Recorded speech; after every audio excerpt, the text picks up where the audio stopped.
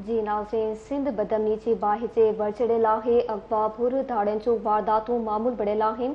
सिंध जे रुॻो 3 ज़िलनि जी असां ॻाल्हि कयूं पिया त कश्मीर कंदकोट ज़िले मां 1 दर्जन खां वधीक माण्हू अगवा थियल आहिनि, जॾहिं त घोटकी ज़िले मां 15 ॼणा धाड़ियनि यरगमाल बढ़ियल आहिनि। जी नाज़रीन, अवां सां शेयर कयूं पिया। सिंध पुलिस तोड़े नई चूंडियल सिंध हुकूमत लाइ तमामु वॾो चैलेंज आहे त उहा बदअमनी ते कीअं कंट्रोल करे थी ऐं धाड़ियलनि जेकी सिंध जी अवाम लाइ नासुर बढ़ियल आहिनि उन्हनि जो ख़ात्मो कीअं थी आणे।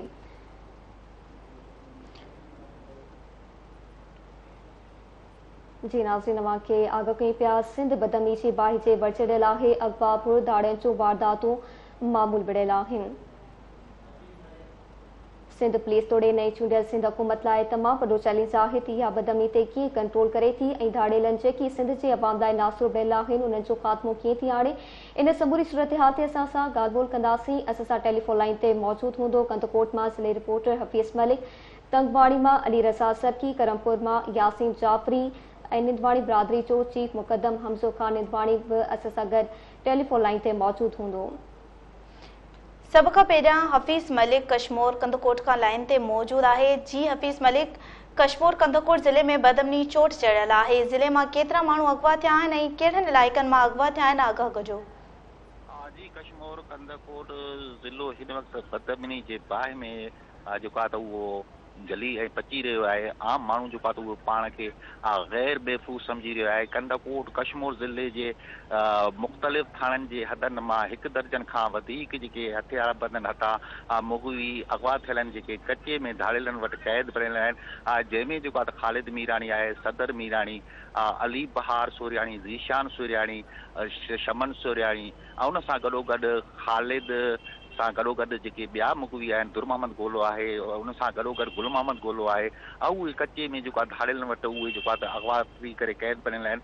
उन्हनि जे बाज़ाबी लाइ मुख़्तलिफ़ वक़्तनि ते संदनि जे वारसनि पारां मुख़्तलिफ़ सियासी समाजी धुरियुनि पारां एहतिजाज कयो वियो आहे। तंहिं बावजूद बि उहे मुग़वी अञा सूदो बाज़ियाब न थी सघिया आहिनि। जॾहिं त गुज़िरियल ॾींहुं जेको आहे त फुर दौरान जेको आहे त करमपुर वेझो हथियारबंदनि हथां उस्ताद अल्लाह रखियो निंदवाणी उहो जेको आहे त मज़ामत ते क़तल कयो वियो, जॾहिं त हथियारबंद फोरू उहे जेको आहे त आसानी सां फरार थी विया। उस्ताद अल्लाह रखियो निंदवाणी कुझु ॾींहं अॻु में सोशल मीडिया ते हिकिड़ी वीडियो वायरल कई जंहिंमें हथियार खणी करे स्कूल वञे पियो ऐं हुनजो इहो मौक़िफ़ हुयो त असीं जेको आहे त स्कूल न वेंदासीं त ॿार जेके आहिनि उहे न पढ़ी सघंदा, तंहिं करे पंहिंजे हिफ़ाज़त लाइ जेको आहे त हथियार खया आहिनि। उनखे बि जेको आहे हथियारबंदनि क़तल करे छॾियो आहे। कंदकोट कश्मीर ज़िले जा जेके रोड इहो बि ॿुधाइजो त पुलिस जो इन हवाले सां छा चवणु आहे। 1 दर्जन खां वधीक माण्हू अगवा बढ़ियल आहिनि, वारसनि पारां मुसलसल एहतिजाज पिया कया वञनि, सियासी समाजी जूं बि सरापा एहतिजाज बढ़ियल आहिनि, त पुलिस जी कारकर्दगी जे हवाले सां बि आगाह कजो। जी पुलिस जेको आहे त जेके एहतिजाज कंदड़ मोगन जा वारिस आहिनि या मुख़्तलिफ़ सियासी समाजी धुरियुनि उन्हनि खे जेको आहे त रुॻो ख़ातिरू करण में ऐं मोहलत वठण में जेको आहे त पूरी आहे ऐं जेको आहे त ख़ातिर ख़वाह नतीजा उहा पुलिस न ॾेई सघी आहे। गुज़िरियल जेको आहे त 4 महीननि खां वठी करे कचे वारे इलाइक़े में जेको आहे त पुलिस ऐं रेंजर्स जो उहो गॾियल ऑपरेशन हली रहिया आहे, जंहिंजा बि नतीजा उहे जेको आहे त साम्हूं न अची सघिया आहिनि। तंहिं करे कंदकोट कश्मीर जा जेके रोड ऐं रस्ता आहिनि उहे एतिरा त ख़तरनाक बढ़ियल आहिनि जे आम माण्हू न मोटरसाइकिल ते महफ़ूज़ आहे, न वेगिन ते महफ़ूज़ आहे, न कार ते महफ़ूज़ आहे ऐं जिते बि जेको आहे त माण्हू जेको आहे त वञे थो पियो उतां ई हू जेको आहे त या अगवा थियो थो वञे या मोटरसाइकिल खां रोक रक़म खां मोबाइल फ़ोन खां उहो जेको आहे त महरूम थियो थो वञे। पुलिस जेको आहे त कंहिं बि तरह जा जेको आहे त अफ़ेस न वरिता आहिनि। कंदकोट कश्मीर ज़िलो जेको आहे त उतां जो जेको रहवासी आहे उहो इंतिहाई परेशान आहे। चूंडियल एवज़नि खां उन्हनि इहो मुतालबो कयो त असांखे तरक़ियाती कम नथा घुरिजनि, ॿियो कमकार नथो घुरिजे, असांखे रुॻो कश्मीर कंदकोट ज़िले में अमन अमान कराए ॾियो। इहा ई तव्हांजी जेका असांजे मथां वरी महिरबानी हूंदी। इन हवाले सां जेको आहे त पीपुल्स पार्टी जे एमएनई मीर शबीर अली खान बिजाणी पंहिंजो मौक़िफ़ मीडिया साम्हूं रखंदे इहा ॻाल्हि कई आहे त आउं सिंध जे वॾे वज़ीर सैयद मुराद अली शाह सां ॻाल्हायो आहे, सिंध जे घरू वज़ीर ज़िया लंजार साहिब सां ॻाल्हायो आहे, उन सां गॾोगॾु एसपी कश्मीर सां ॻाल्हायो आहे त कश्मीर कंदकोट ज़िले में जेके अमन अमान वारी जेकी ख़राबु सूरत आहे उन ते फौरी तौर ते ज़ाब्तो आंदो वञे ऐं असांजे जेके माण्हू जेके उते अज़ाब वारी ज़िंदगी गुज़ारनि पिया उन्हनि खे सुकून सां जीअण जो हक़ ॾिनो वञे। धाड़ियलनि ख़िलाफ़ हिकिड़ी ठोस कदम खणी करे ठोस हिकिड़ो ऑपरेशन कयो वञे ऐं उनजो ख़ात्मो आंदो वञे। अवाम खे जेको आहे त अमन अमान वारी सूरत हाल उहा ॾिनी वञे। जी अच्छा हाफ़िज़, इहो ॿुधाइजो त कश्मीर कंदकोट जी सूरत हाल तमामु घणी ख़राब आहे। अमन अमान जी सूरत हाल तमामु असां घणी ख़राब ॾिसूं पिया कश्मीर कंदकोट में। त पुलिस पंहिंजो मौक़िफ़ कोई ॾिनो आहे, पंहिंजी कारकर्दगी जे हवाले सां कोई मुतमिन करे सघी आहे वारसनि खे?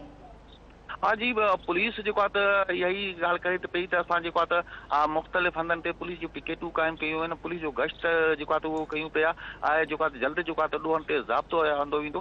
पुलिस जी इहे जेके माना ॻाल्हियूं आहिनि, जेको पुलिस जो मौक़िफ़ आहे उहो मौक़िफ़ रुगो ॻाल्हियुनि ताईं आहे, अमली क़दम पुलिस के बि न खणी सघी आहे। तंहिं करे त कश्मीर कंदकोट ज़िले जो रहवासी बदमनी सबबु सख़्तु परेशान आहे, मायूसी जे आलम में आहे। माण्हू हितां खां लॾपलाण करे रहिया आहिनि ऐं अहिड़ी सूरत हाल अची करे बीह रही है जे माण्हू ॾींहं जो महफ़ूज़ न आहे, सिज लथे खां बाद में माण्हुनि त रोडनि ते सफ़र करण ई छॾे ॾिनो आहे। जी ठीक है हाफ़िज़, अवां लाइन ते मौजूद रहो। जी नाज़रीन, हफ़ीज़ मलिक कश्मीर कंदकोट जी सूरत हाल बाबत असांखे आगाह करे रहियो हो। कश्मीर कंदकोट जी सूरत हाल हिन वक्त तमाम घणी ख़राब आहे। पुलिस पारां ख़ातिर ख्वाह कार्रवाई हिन महिल ताईं साम्हूं न अची सघी आहे। वारिस सां हिन वेसरापा एहतजाज बणियल आहिनि।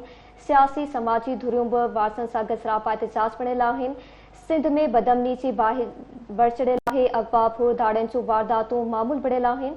असां रुगो 3 ज़िलनि जी ॻाल्हि कयूं पिया। कश्मीर कंदकोट ज़िले मां 1 दर्जन खां वधीक माण्हू अगवा बणियल आहिनि, जॾहिं त घोटकी ज़िले मां 15 ॼणा धाड़ेलनि वटि गिरगमाल बणियल आहिनि। अहिड़ी तरह शिकारपुर ज़िले मां बि 8 ॼणा अगवा आहिनि। ख़ासि तौर ते त कश्मीर कंदकोट ज़िले जो को बि रोड महफ़ूज़ न आहे। गुज़िरियल तंगवाणी में अफ़सोसनाक वाक़ियो पेश आयो, जिते पैगंबरी पेशे सां लाॻापियल उस्ताद अल्लाह रखियो निंदवाणी खे फुर्जी मज़ाहिमत ते क़तल कयो वियो आहे। उस्ताद बदमनी सबबि बंदूक खणी पंहिंजी ड्यूटी ते वेंदो हो। अहिड़नि माण्हुनि जो क़तल यकीनी सिंध जे शऊर ऐं साना जो क़तल आहे। सिंध पुलिस तोड़े नई चूंडियल सिंध हुकूमत लाइ तमामु वॾो चैलेंज आहे त इहा बदमनीअ ते कीअं कंट्रोल करे थी ऐं धाड़ियल जेके सिंध जे अवाम लाइ नासूर बणियल आहिनि उन्हनि खे जो ख़ात्मो कीअं आणे थी। उन समूरी सूरत हाल जे हवाले सां अॼु ॻाल्हि ॿोल कंदासीं। तंगवाणी में छा सूरत हाल आहे, तफ़सील कंदासीं। अली रज़ा सरकी लाइन ते मौजूद आहे। जी अली रज़ा, अवां ॿुधाइजो छा अमन जी सूरत हाल अवां कीअं पिया ॾिसो? जी बिल्कुल, कश्मीर ज़िलो बदमनी के हवाले से वाना वज़ीरस्तान बनियल है। गुजरल ॾींहुं क्लस्टर स्कूल मीर नसरुल्ला खान बिजाराणी में ड्यूटी कंदड़ प्राइमरी उस्ताद अल्लाह रखियो निंदवाणी ड्यूटी तां वापस घर वञी रहियो हो त ॾोहारनि पारां फुर जी कोशिश कई। उस्ताद जी मुज़ाहिमत ते ज़ालिमनि गोलियूं हणी बेदर्दी सां उस्ताद के कतल करे छॾियो। जंहिंखां पोइ उस्तादनि में जेको आहे ताव पकड़ियल आहे ऐं बेचैनी पकड़ियल आहे। ऐं मां खे ॿुधाईंदो हलियां त ॾोहारनि ग़रीब शहरनि जो जीअण अज़ाब करे छॾियो आहे, जॾहिं त केतिरा ई मुग़वी ॾोहारनि वटि क़ैद बणियल आहिनि। ऐं मां खे वधीक ॿुधाईंदो हलां त चोरियूं फुर धाड़ा आए रोज़ मामूल बणियल आहिनि, जॾहिं त शहरी तोड़े रोड रस्तनि ते पिणु महफ़ूज़ न आहिनि। रोड रस्ता नोगो एरियाज़ बणियल आहिनि। बदमनी सबबु कारोबारी माण्हू सख़्तु परेशान आहिनि ऐं ख़ासि करे हिंदू बिरादरी जेका आहे मायूसी सबबु मुल्क छॾे वञण लाइ तयारु आहे। अच्छा अली रज़ा, गुज़िरियल उस्ताद बि क़तल थियो आहे, हिन हवाले सां पुलिस कहिड़ी कार्रवाई कई आहे? पुलिस हिन वक़्त ताईं जेको आहे त जांच जेको आहे त करे रही आहे। वधीक अहिड़ी का बि कार्रवाई जेका हिन वक़्त ताईं अमल में न आहे अची सघी, जंहिंजे करे शहरी ऐं उस्तादनि में जेको आहे तमामु बेचैनी पकड़ियल आहे। अच्छा इहो ॿुधाइजो, तव्हां हिंदुनि जी ॻाल्हि कई त उहे बि लॾपलाण करण ते मजबूर आहिनि, त हिन वक़्त ताईं हिंदू जेकी उते हिंदू बिरादरी रहे थी केतिरे हद ताईं उते लॾपलाण थी चुकी आहे? जी बिल्कुल, मां खे ॿुधाईंदो हलां त करमपुर में जेको आहे त कारोबारी हज़रात आहिनि ऐं जेको आहे रोज़ बदमनी ऐं फुर जे जेको आहे त ख़ौफ़ खां कुझु जेको आहे त मुल्क छॾे विया आहिनि ऐं कुझु जेको आहे त मुल्क छॾण जूं तयारियूं करे रहिया आहिनि। जी ठीकु आहे अली रज़ा, तव्हांजी वॾी महिरबानी। जी नाज़रीन, सिंध में अमन अमान जी सूरत हाल बाबति तव्हांखे ॿुधायूं पिया। सिंध बदमनी जे बाहि बढ़ चढ़ियल आहे। अगवा फुर धाड़नि जूं वारदातूं मामूल बणियल आहिनि। असां रुगो सिंध जे कश्मीर कंदकोट ज़िले मां अगरि ॻाल्हि कयूं त 1 दर्जन खां वधीक माण्हू अगवा बणियल आहिनि, जॾहिं त घोटकी ज़िले मां 15 ॼणा धाड़ेलनि वटि गिरगमाल बणियल आहिनि। अहिड़ी तरह शिकारपुर ज़िले मां 8 ॼणा अगवा थियल आहिनि। ख़ासि तौर ते कश्मीर कंदकोट ज़िले जो को बि रोड महफ़ूज़ न आहे। सिंध पुलिस तोड़े नई चूंडियल सिंध हुकूमत लाइ तमामु वॾो चैलेंज आहे त उहा बदमनी ते कीअं कंट्रोल करे थी ऐं धाड़ेलनि जेकी सिंध जे अवाम लाइ नासूर बणियल आहिनि उन्हनि जो ख़ात्मो कीअं थी आणे। नाज़रीन, सिंध बदमनी जे बाहि जे वर चढ़ियल आहे। अगवा फुर धाड़नि जूं वारदातूं मामूल बणिजी वियूं आहिनि। असां ॻाल्हि करियूं कश्मीर कंदकोट ज़िले मां 1 दर्जन खां वधीक माण्हू अगवा थियल आहिनि, जॾहिं त घोटकी ज़िले मां 15 ॼणा धाड़ेलनि वटि यरगमाल बणियल आहिनि। अहिड़ीअ तरह शिकारपुर जी अगरि ॻाल्हि ॿोल करियूं, शिकारपुर ज़िले में बि 8 माण्हू जेके आहिनि अगवा आहिनि। ख़ासि तौर ते कश्मीर कंदकोट ज़िले जो को बि रोड महफ़ूज़ न आहे। गुज़िरियल ॾींहुं तंगवाणी में अफ़सोसनाक वाक़ियो पेश आयो हो। जी नाज़रीन, सिंध जी अमन जी सूरत-हाल बाबति तव्हांखे ॿुधायूं पिया। सिंध बदअमनी जे बाइचे बचिड़ियल आहे। अगवा धाड़ियुनि जूं वारदातूं मामूल बणियल आहिनि। इन हवाले सां वधीक असां अपडेट मालूम कंदासीं। यासीन जाफ़री करमपुर खां लाइन ते मौजूद आहे। जी यासीन जाफ़री, अव्हां असांखे अमन अमान जे हवाले सां आगाह कजो, कहिड़ी सूरत-हाल आहे करमपुर जी? जी बिल्कुलु, मां अव्हांखे ॿुधाईंदो हलां त ज़िले कश्मीर समेत करमपुर ऐं भरपासे में बदअमनी जी सूरत में धाड़ो फुरूं चोरियूं अगवा जा वाक़िया रोज़ जो मामूल बणियल आहिनि। हिन वक़्तु बि करमपुर इलाइक़े समेत ज़िले कश्मीर मां लॻभॻि 20 माण्हू कचे जे दुआरनि वटि बांधी बणियल आहिनि, जंहिंजे बाज़ियाबी लाइ ज़िले कश्मीर पुलिस तहरीक नथी वरिते। ताज़ो हिकु ॾींहुं पहिरियां मज़ाहिमत ते हथियारबंद स्कूल जे उस्ताद खे क़तल करे छॾियो। ताज़ो गुज़िरियल राति देरि सां करमपुर लॻ नापरकोट जे हथ में पिणु मिस्त्री खे अगवा कयो वियो। मां अव्हांखे ॿुधाईंदो हलां त काफ़ी अरसे खां जारी रहंदड़ बदअमनी जे इलाइक़े जो कारोबार चुप आहे। माण्हू लॾ पढ़ण ते मजबूर आहिनि। के माण्हू घरनि में क़ैद वारी ज़िंदगी गारण ते मजबूर आहिनि। मां आख़िर में अव्हांखे ॿुधाईंदो हलां त ॾोहनि खे रोकण लाइ पुलिस संजीदह नज़र नथी अचे, जंहिंसां ॾोही वारदातूं वधंदियूं पियूं वञनि ऐं इलाइक़े जो अमन अमान वधीक ख़राब थींदो पियो वञे। ठीक आहे गुलाम यासीन, अवांजी महिरबानी जी। नाज़रीन, करमपुर में बि माण्हू लॾ पलाण ते मजबूर आहिनि। सिंध में अमन अमान जी सूरत हाल बाबति तव्हांखे आगाह कयूं पिया। सिंध बदअमनी जे बाहिचे बचिड़ियल आहे। अगवा धाड़ियुनि जूं वारदातूं मामूल बणियल आहिनि। सिंध जे रुॻो 3 ज़िलनि जी असां ॻाल्हि कयूं पिया। कश्मीर कंदकोट ज़िले मां 1 दर्जन खां वधीक माण्हू अगवा बणियल आहिनि, जॾहिं त घोटकी ज़िले मां 15 ॼणा धाड़ेलनि वटि यरगमाल बणियल आहिनि। अहिड़ी तरह शिकारपुर ज़िले मां 8 ॼणा अगवा थियल आहिनि।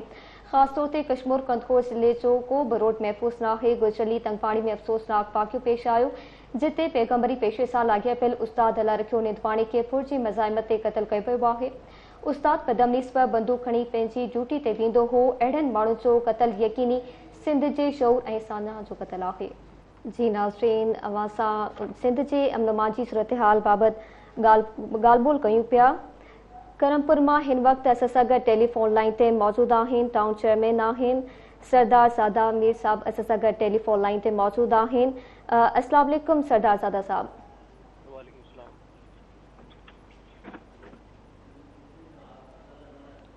मेहरबानी अवांजी सरदार सादा साहब वक़्तु ॾियण लाइ धरती टीवी खे।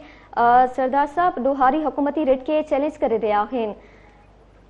इन हवाले सां उतनि जे चङनि मुड़सनि काई लाभ विचड़ कई आहे हुकूमती नुमाइंदनि सां? जी बिल्कुलु, इहा तव्हांजी सही ॻाल्हि आहे त असांजे डिस्ट्रिक्ट में कश्मीर ऐं ख़सूसन शिकारपुर ऐं कश्मीर ॿिन्हिनि डिस्ट्रिक्ट्स में लॉ एंड ऑर्डर जी सिचुएशन इलाही ख़राब थी चुकी आहे। रोज़ अगवा बराए तावान जा वाक़ियात थियनि था ऐं ॾियारी बिल्कुलु बेलगाम थी चुका आहिनि। त इन बाबति असांजी ऐं जेका बि उतां जा नुमाइंदा आहिनि उन्हनि जी बि इहा ई कोशिशि रही आहे त असां अमन अमान क़ाइमु करायूं। ऐं इन में पुलिस जी रिट बिल्कुलु कमज़ोर थी चुकी आहे ऐं असां वक़्तनि ब वक़्तनि लेटर्स बि लिखिया आहिनि IG साहब खे। रिसेंटली 2 ॾींहं अॻु में मां IG साहब खे लेटर बि लिखियो आहे, जंहिंमें उन्हनि खे मां वाज़े मैसेज बि ॾिनो आहे ऐं उन्हनि खे रिक्वेस्ट बि कई आहे त उहे फुल फोर्स सां हिकिड़ो ग्रैंड ऑपरेशन करनि, जीअं असांजे इलाइक़नि में अमन अमान बहाल थी सघे। हिन वक़्तु पोज़ीशन इहा आहे असांजे इलाइक़नि में त माण्हू घरनि में बि महफ़ूज़ न आहिनि ऐं माण्हू अमन अमान जी सिर्फ़ु दांह था करनि त असांखे अमुन ॾियो, असांखे तहफ़ुज़ ॾियो। ऐं गुज़िश्ता कल्ह वाक़ियो हिकिड़ो पेश आयो आहे, अफ़सोसनाक वाक़ियो आहे त हिकिड़ो उस्ताद हुयो, टीचर हुयो, अला रखियो निंदवाणी, उनखे बि वीचारे खे बेरहमी सां क़तल कयो वियो ऐं शहीद कयो वियो। त इन वाक़ियनि जे बाबति मां इहो ई चवंदुमि त पुलिस खे ऐं गवर्नमेंट ऑफ सिंध खे हिकिड़ो ग्रैंड ऑपरेशन करणु खपे, जीअं इन्हनि ॾियारनि खे इबरतनाक शिकस्त अचणु खपे ऐं उन्हनि खे जीअं इबरतनाक शिकस्त अचे त जीअं उन्हनि खे ॾियारनि खे ज़िलत थिए ऐं जीअं अमन अमान बहाल थी सघे।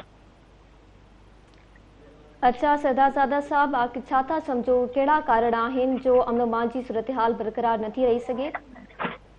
ॾिसो, इन में वॾे को वॾो कारण इहो आहे त ॾोहारी जेका कचे में रहनि था उन्हनि ते काई बि कॾहिं बि ऑपरेशन प्रॉपर तरीक़े सां न थी सघियो आहे। गुज़िरियल कुझु सालनि में ऑपरेशन्स त बिल्कुलु थिया आहिनि, पर उन्हनि ते बाज़ाब्तो न अची सघियो आहे। त मुंहिंजी इहा ई रिक्वेस्ट आहे IG साहब खे ऐं होम मिनिस्टर CM साहब खे बि इहा ई रिक्वेस्ट आहे त बराए महिरबानी उहे हिकिड़ो ग्रैंड ऑपरेशन तय करनि जिन में जेका कचे सां ॾोहारी आहिनि, कचे में उन्हनि सां गॾु गॾु जेका पके में ॾोहारी रहनि था उन्हनि ते बि रेड थियणु खपे। छो जो भला सहूलियतकार जेका बि कचे में इहे किडनैप करे माण्हुनि खे खणी वञनि था, उन जा सहूलियतकार जेका पके में ॾोहारी उहे ई आहिनि बिल्कुलु। त उहे पुलिस खां ॻुझा कोन्हनि, पुलिस खे सभु ख़बर आहे। हिकिड़ो प्रॉपर तरीक़े सां अगरि ग्रैंड ऑपरेशन थींदो त इनशाला असांजे ज़िले में अमन अमान जी सूरत हाल बहाल थिए थी।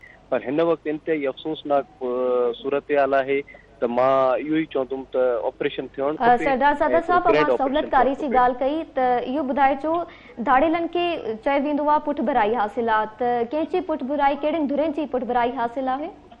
ॾिसो, पुठभराई कंहिं बि धुर जी हासिल कोन्हे धाड़ेलनि खे। धाड़ेल कंहिंजो बि कोन्हे, कंहिं बि उहो सरदारी सां कंहिं बि कबीले सां तालुक़ु रखंदो हुजे, पर उन जो धाड़ेल हमेशह धाड़ेल हूंदो आहे। उहो पंहिंजे मुफ़ाद खे ॾिसंदो आहे ऐं पंहिंजे मुफ़ाद खे ॾिसी करे उहे कारवायूं कंदो आहे। उहो कंहिं न चङे मुआरे जी कंहिंजी ॻाल्हि मञींदो आहे, न पंहिंजे सरदार जी ॻाल्हि मञींदो आहे। उहो धाड़ेल आहे हिकिड़ो, उहो जंग में रहे थो। उन खे इन शयुनि सां कंहिं शइ सां बि तालुक़ु नाहे ऐं उनखे कंहिं बि सरदार जी या अमीर जी मुतबर जी काई पुठभराई न आहे। हमेशह उतां जो इलेक्टेबल जेको हूंदो या सरदार हूंदो उहो इहो ई चाहींदो त असांजे ज़िले में अमन अमान थिए, जीअं माण्हू सुख सां साह खणी सघनि ऐं अमन अमान सां पंहिंजी ज़िंदगी बसर करे सघनि। ठीकु आहे, वॾी महिरबानी अवांजी सरदारज़ादा साहब वक़्तु ॾियण लाइ। जी नाज़रीन, करमपुर जो टाउन चेयरमैन सरदारज़ादा साहब असां सां गॾु टेलीफोन लाइन ते मौजूदु हो। सिंध जे अमन अमान जी सूरत हाल बाबति असां ॻाल्हि ॿोल कयूं पिया। हिन वक़्तु सिंध में अमन अमान जी सूरत हाल इंतिहाई ख़राब नज़र अची रही आहे। स्पेशली अगरि असां ॻाल्हि कयूं कश्मीर कंदकोट में बि ॾाढी सूरत हाल ख़राब आहे। सिंध बदमनी जे बाहि जे वर चढ़ियल आहे। अगवा फुरधाड़नि जूं वारदातूं मामूल बणियल आहिनि। सिंध जे रुगो 3 ज़िलनि जी अगरि ॻाल्हि कजे त कश्मीर कंदकोट ज़िले मां 1 दर्जन खां वधीक माण्हू अगवा थियल आहिनि, जॾहिं त घोटकी ज़िले मां 15 ॼणा धाड़ेलनि वटि यरगमाल बणियल आहिनि। अहिड़ी तरह कश्मीर ज़िले मां 8 ॼणा अगवा थियल आहिनि। ख़ासि तौर ते कश्मीर कंदकोट ज़िले जो को बि रोड महफ़ूज़ न आहे। गुज़िरियल ॾींहुं तंगवाणी में अफ़सोसनाक वाक़ियो पेश आयो हो, जिते पैगंबरी पेशे सां लाॻापियल उस्ताद अल्लाह रखियो निंदवाणी खे फुर जी मज़ाहमत ते क़त्ल कयो वियो हो। सिंध पुलिस तोड़े नई चूंडियल सिंध हुकूमत लाइ तमामु वॾो चैलेंज आहे त उहा बदअमनी ते कीअं कंट्रोल करे थी ऐं धाड़ेलनि कचे जेकी सिंध जे अवाम लाइ नासूर बणियल आहिनि उन्हनि जो ख़ात्मो कीअं थी आणे। जी नाज़रीन, अव्हांखे ॿुधायूं पिया। हिन वक़्तु सिंध जे अमन अमान जी सूरत हाल बाबति असां ॻाल्हि ॿोल कयूं पिया। सिंध पुलिस तोड़े नई चूंडियल सिंध हुकूमत लाइ तमामु वॾो चैलेंज आहे त इहा बदअमनी ते कीअं कंट्रोल करे थी ऐं धाड़ेलनि जेकी सिंध जे अवाम लाइ नासूर बणियल आहिनि उन्हनि जो ख़ात्मो कीअं थी आणे। सिंध बदमनी जे बाहि जे वर चढ़ियल आहे। अगवा फुरधाड़नि जूं वारदातूं मामूल बणियल आहिनि। सिंध जे रुगो 3 ज़िलनि जी असां ॻाल्हि करियूं त कश्मीर कंदकोट ज़िले मां 1 दर्जन खां वधीक माण्हू अगवा थियल आहिनि, जॾहिं त घोटकी ज़िले मां 15 ॼणा धाड़ेलनि वटि यरगमाल बणियल आहिनि। अहिड़ी तरह शिकारपुर ज़िले जी अगरि ॻाल्हि ॿोल कजे त 8 ॼणा अगवा थियल आहिनि। ख़ासि तौर ते कश्मीर कंदकोट ज़िले जो को बि रोड जेको आहे सो महफ़ूज़ न आहे। गुज़िरियल ॾींहुं तंगवाणी में अफ़सोसनाक वाक़ियो पेश आयो, जिते पैगंबरी पेशे सां लाॻापियल उस्ताद अल्लाह रखियो निंदवाणी खे क़त्ल कयो वियो हुयो।